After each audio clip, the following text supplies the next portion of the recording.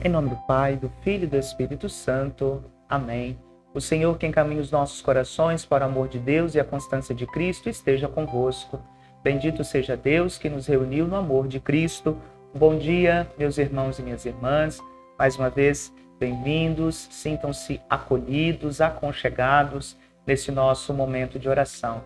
Aqui trazemos a vida de todos aqueles que trazem as suas intenções, suas motivações e, sobretudo, hoje aqui, ainda rezando em comunhão com a nossa comunidade São Sebastião de Mascarenhas, que está celebrando o tríduo de seu padroeiro, iniciado no dia de ontem. Queremos aqui formar essa comunhão bonita para que aquela comunidade possa cada vez mais se sentir fortalecida na sua fé, junto com todas as suas famílias e todos aqueles que colocam os seus dons a serviço. Põe em ordem a tua casa, porque morrerás e não viverás. Deus enviou o profeta Isaías com uma dura mensagem para o rei Ezequias. Ele iria morrer. Porém, o rei Ezequias era um rei justo, temente a Deus e obediente à palavra do Senhor. Foi avisado de que deveria colocar as pendências em dia, para então, com o dever cumprido e a consciência e o coração em paz, poder partir. Se Deus lhe enviasse uma mensagem semelhante agora, pense bem, o que você precisaria colocar em ordem? Aquele passeio com a família? Conversar e perdoar alguém? Resolver aquela pendência que o incomoda e você vai empurrando? Entrar em contato com uma pessoa querida tão distante que sempre fica para depois? Alguma conta que tira o seu sono e você se acovardou em negociar? A conversa sincera que você precisa ter com seu esposo, esposa ou filhos? Acreditamos que temos muito tempo para viver, que não faltarão oportunidades para resolver todas as pendências. No entanto, muitas vezes, somos surpreendidos com a perda de pessoas com as quais tínhamos pendências e não resolvemos. Analise bem a sua vida. Existe alguma pendência? São várias. Enumere e procure resolvê-las. Afinal, não sabemos quando e onde terminará nossa vida e precisamos estar preparados. Quando me deparei com pessoas em estado terminal, algumas desejavam ardentemente uma oportunidade para reparar erros, falar com pessoas e mudar situações, só que já era tarde demais. Comece hoje, peça a Deus sabedoria, coragem, persistência para realizar tudo o que você precisa para colocar a tua casa em ordem. Que o Senhor te abençoe. Esse texto de Cristina Marques trago para o início da nossa reflexão. Afinal de contas, ainda estamos no primeiro mês deste ano, 2024, só que hoje já é dia 18, né? Parece que não, mas está correndo depressa.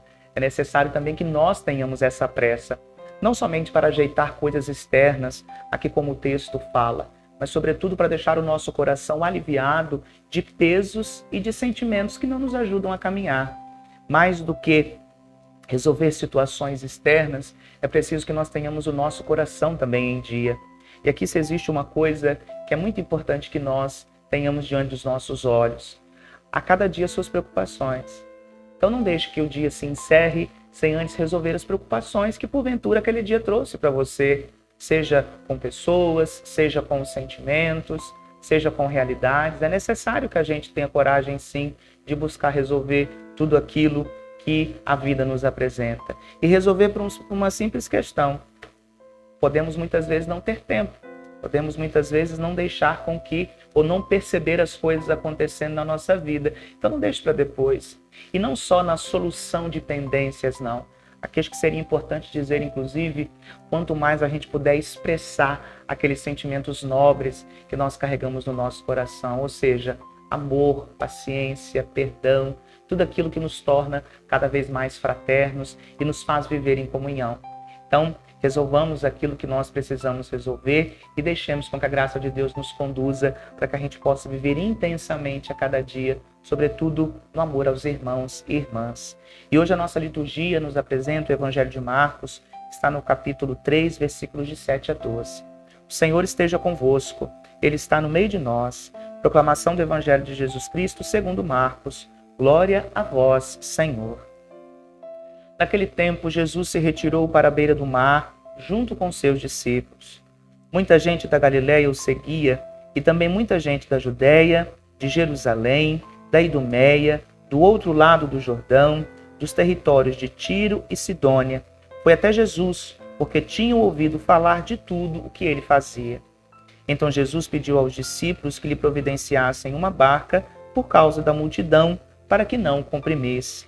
Com efeito, Jesus tinha curado muitas pessoas, e todos os que sofriam de algum mal jogavam-se sobre ele para tocá-lo. Vendo Jesus, os espíritos maus caíam a seus pés gritando: Tu és o Filho de Deus.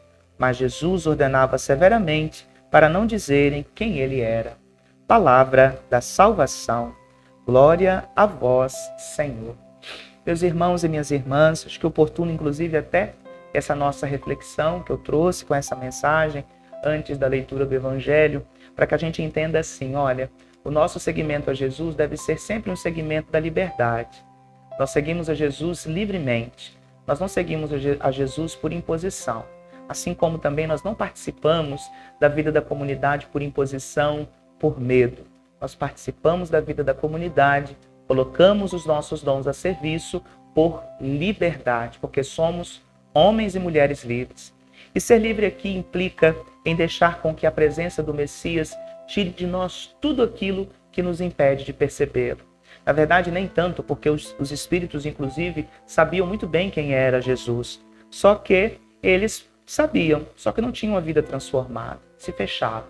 E aqui nós precisamos deixar claro que um coração sempre aberto, uma vida sempre disponível ao chamado de Deus, é uma vida livre, que não vai guardar espaço para doenças, para dificuldades, para maus sentimentos. E eu não estou falando somente da doença física, que essa, por vezes, aparece inevitavelmente na nossa vida, seja pela idade, seja pela nossa própria fragilidade humana.